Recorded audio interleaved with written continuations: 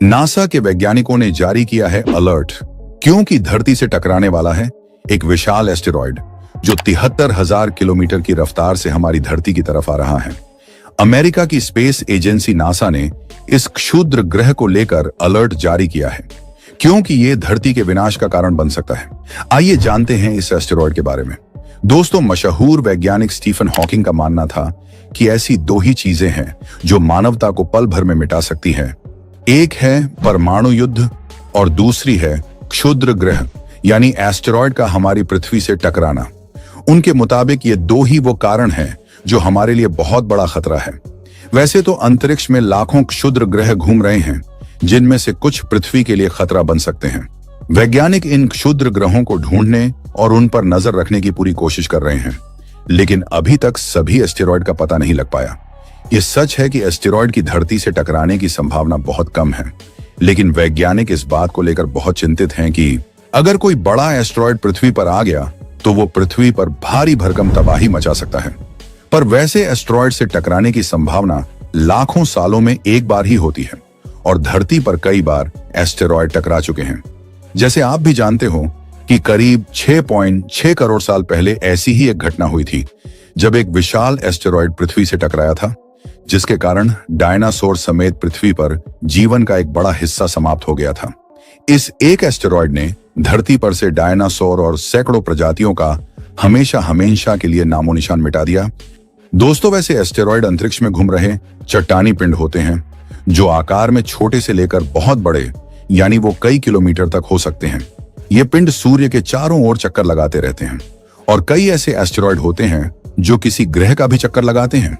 वैसे तो छोटे बड़े एस्टेरॉयड लगातार पृथ्वी के वायुमंडल में प्रवेश करते रहते हैं यानी गिरते रहते हैं, लेकिन ज्यादातर एस्टेरॉयड धरती के वायुमंडल में प्रवेश करते ही जल जाते हैं या धरती पर गिरने से पहले ही टूट जाते हैं। लेकिन बड़े एस्टेरॉयड का टकराना पृथ्वी के लिए बहुत बड़ा खतरा हो सकता है। वैज्ञानिक लगातार ऐसे एस्टेरॉयड पर नजर रखते हैं जो पृथ्वी के बहुत करीब से गुजर रहे होते हैं। हालांकि सभी एस्टेरॉयड का पता लगाना बहुत मुश्किल है, लेकिन 2004 में अमेरिका की स्पेस एजेंसी नासा ने एक ऐसे एस्टेरॉयड की खोज की जिसका नाम एपोफिस रखा गया। फिर नासा ने 2021 में एपोफिस का अध्ययन करने के लिए ओसिरिस रेक्स अंतरिक्ष यान को भेजा था।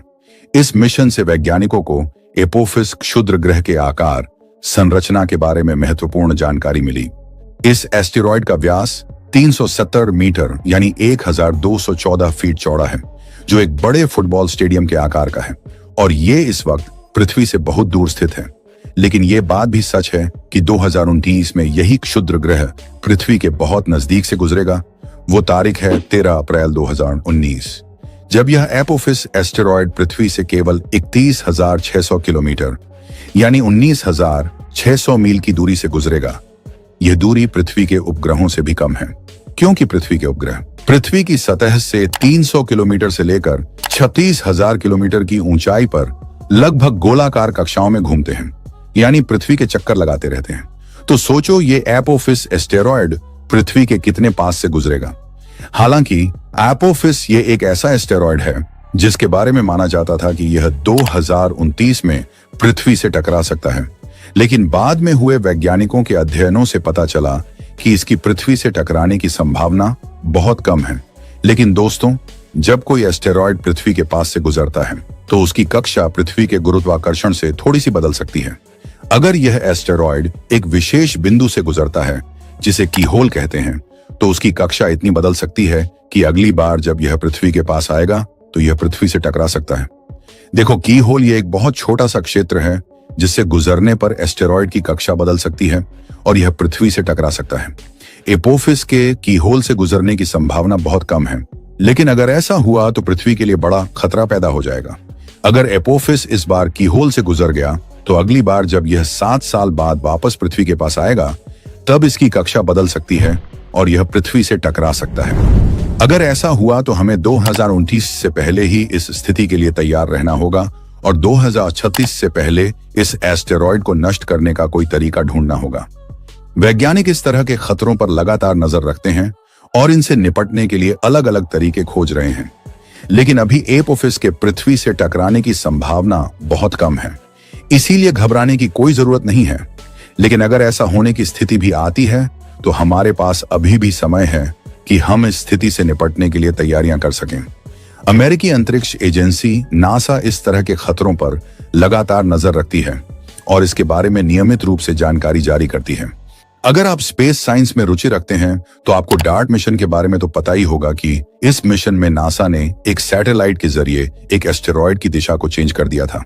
दरअसल वैज्ञानिक टेस्ट करना चाहते थे कि इम्पैक्ट टेक्नोलॉजी के जरिए एस्टेरॉयड से बचा जा सकता है या नहीं। फॉर्चुनेटली डार्ट मिशन पूरी तरह से सक्सेसफुल रहा। इसका सीधा सा मतलब यह है कि एस्टेरॉयड को हल्का सा धक्का देने से भी उसकी दिशा को चेंज किया जा सकता है। डार्ट मिशन ने हमें एस्टेरॉयड के खतरे से निपटने के लिए एक नया रास्ता दिखाया है। यह सच है कि एक छोटे एस्टेरॉयड को धक्का देना एक बड़े एस्टेरॉयड को धक्का देने से कहीं ज्यादा आसान है, लेकिन विज्ञान हमेशा नई खोजों और तकनीकों के साथ आगे बढ़ता है। बड़े एस्टेरॉयडों को रोकने के लिए वैज्ञानिक कई नए और रोमांचक तरीकों पर काम कर रहे हैं, जैसे गुरुत्वाकर्षण टंग। इस तकनीक में एक बड़े अंतरिक्ष यान को एस्टेरॉयड के पास रखा जाता है और अंतरिक्ष यान का गुरुत्वाकर्षण बल एस्टेरॉयड पर लगातार खींचता रहता है, जिससे धीरे धीरे उसकी दिशा बदलती जाती है।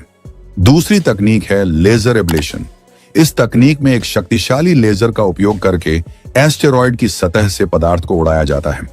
यह पदार्थ एस्टेरॉयड को जोर से पीछे की ओर धकेलता है, जिससे एस्टेरॉयड की दिशा बदल जाती है।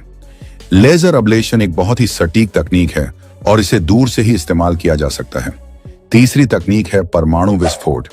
यह सबसे आखिरी विकल्प है और इसे बहुत सावधानी से इस्तेमाल किया जाता है। इसमें एक परमाणु विस्फोट से एस्टेरॉयड को तोड़कर उसकी दिशा को बदल सकता है, लेकिन यह बहुत खतरनाक भी है। अगर विस्फोट सही जगह पर नहीं हुआ तो यह एस्टेरॉयड को कई छोटे टुकड़ों में तोड़ सकता है, जो पृथ्वी के लिए और भी बड़ा खतरा बन सकते हैं। इनके अलावा भी कई अन्य तरीकों पर शोध चल रहा है। अब यह साबित हो चुका है कि हमारी तकनीक एस्टेरॉयड के खतरे से निपटने के लिए काफी मजबूत है। इन प्रयोगों से हमें एस्टेरॉयड के बारे में और अधिक जानकारी मिलेगी और हम इन खतरों से निपटने के लिए और बेहतर तरीके विकसित कर पाएंगे। आशा है कि भविष्य में हम एस्टेरॉयड के खतरे से पूरी तरह सुरक्षित हो जाएंगे और वैज्ञानिकों के मुताबिक अगले 100 सालों तक हमें किसी भी एस्टेरॉयड से कोई खतरा नहीं है। यानी हमारी पृथ्वी फिलहाल पूरी तरह से सुरक्षित है और कोई भी एस्टेरॉयड इस पर अटैक नहीं करने वाला। अगर आप किसी सोशल मीडिया चैनल पर गलत इंफॉर्मेशन फैलाते हुए देखते हो तो उनके कमेंट्स में इस वीडियो को शेयर करना मत भूलिए और हमारे वीडियो को लाइक और चैनल को सब्सक्राइब जरूर करें। आज के इस वीडियो में बस इतना ही। मुझे उम्मीद है कि यह जानकारी आपको अच्छी लगी होगी। धन्यवाद।